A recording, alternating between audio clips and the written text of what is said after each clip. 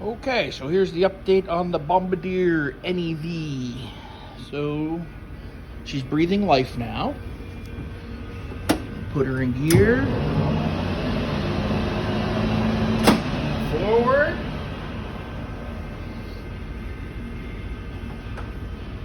Now we got reverse.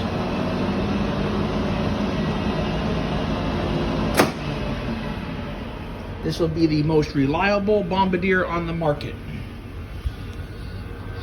NEV anyways. We switched it all over to E-Z-GO mechanics, wiper board, heat coil, forward reverse switch. Doubled up on the heat coils back here just in case, because we're going to run 48 volts to it.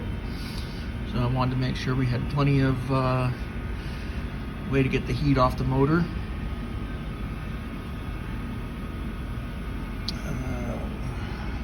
Used all number 1 gauge wire on this. Walk around. If we can look underneath it here, actually. Just crawl underneath here. Let's see. Oh. So, as you'll see, I took a pedal assembly out of an E-Z-GO TXT, I guess it is. It's all one piece deal. I added the linkage, made a bracket, and I made my own battery racks too. I didn't like the setup they had before, so I like to be able to pull the batteries out from the top so I don't have to jack this thing up every time. But yeah, so I made some brackets for the wiper board. As you can see, functions good. There's your wiper board there. Forward and reverse switch I mounted right up here in the center where the charger used to go. Let's see. Easier to see everything. But yeah, so that's how we did the forward and reverse switch. I cut a big hole in the fiberglass and made an aluminum plate to mount it to. So if I have to work on it, I can take it out from the top. I don't have to come out from the bottom. I did switch out the motor. The motor that was in this thing was rusted solid. I got it freed up. I just had this spare one lying around, so I said, what the heck, I'll throw it in. This is out of an E-Z-GO TXT model. I will say, the rear end, the bolt holes did not line up to this motor. Only one hole lined up, so I had to make a template, put it on the rear end, and drill the holes for it. But you know, it wasn't that big of a deal if you're mechanically inclined. You can do it pretty easily. My brake cylinder, master cylinder was frozen, or the brake pedal was frozen solid. I don't know. I'm sure it's the wheel cylinders because it's been sitting for a while. I did go get it legal through the state of Florida, so I already have my tag and everything for it. I wanted to make sure I could get that before I went through all this hassle of building this thing. So that at least is done. I gotta finish up all this wiring and everything.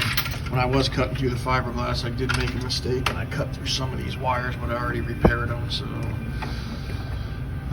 now the painstaking part of figuring out where everything goes as far as that goes. If not, I'll just rewire it. It's not a big deal. Excuse me, I'm tired. The solenoid, believe it or not, that was on this, the original one, was still good, so I used that solenoid for this application.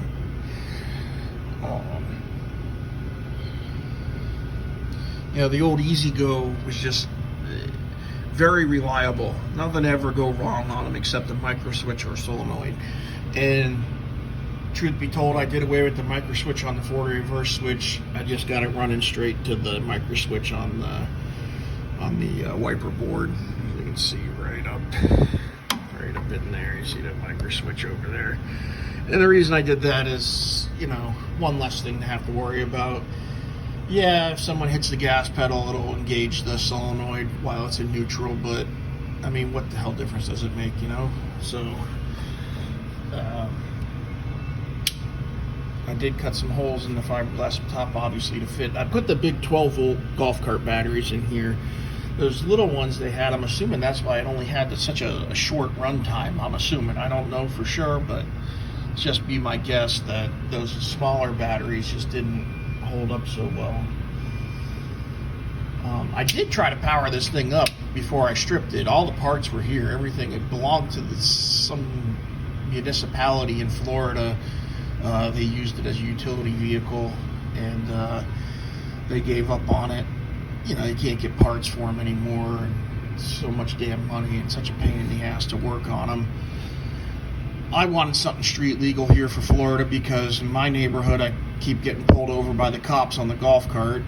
So now they can't pull me over. Well, they can, but I'm legal at least, so once they see I'm legal, hopefully they'll leave me alone. I picked this thing up for $1,000. I wanted to buy something cheap so I could, you know, if I could get it street legal, you know, I could always make it run with the old E-Z-GO stuff. Yeah, I could have went with the solid state and the controller and the potentiometer and all that, but truth be told, it just doesn't hold up as well. Like, you know, this one here, you know, you could drag an old E-Z-GO out of the dirt that's been sitting for 20 years that's got this setup in it, and put a set of batteries in it and a new solenoid, and the thing will run, guaranteed. You know, it's not, I mean, yeah, the solid state's very efficient and some people love it, you know. I'm a guy that likes things that work and you don't have to work on very often, and that's why I went with this setup on this buggy particularly. So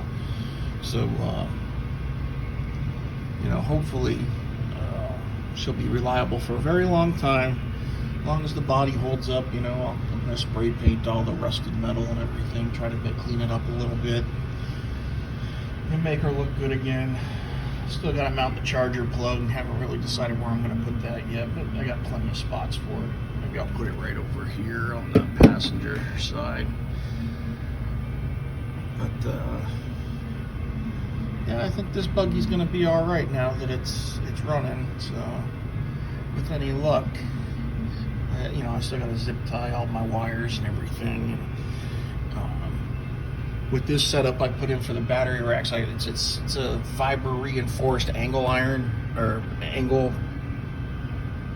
So I just had it laying around and I said, hell, this stuff's pretty heavy duty, so I just fitted in there, bolted it to the fiberglass, and you know, I can fit 4 of these big batteries in it just the way it sits.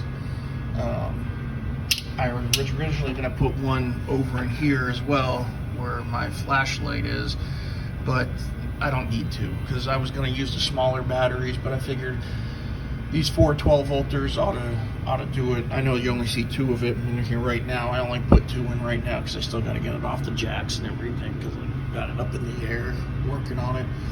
But you see my heat coils from down below.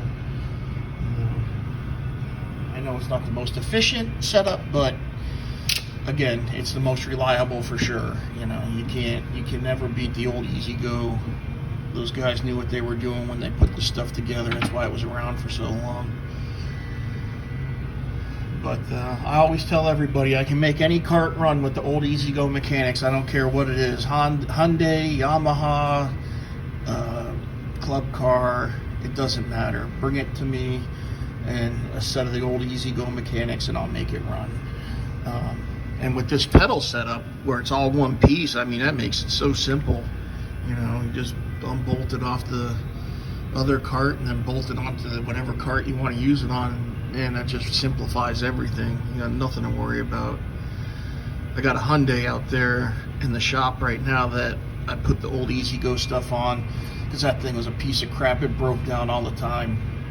And once I put the E-Z-GO stuff on there, the thing runs perfect. I mean, we haven't had an issue with it for almost 3 years now.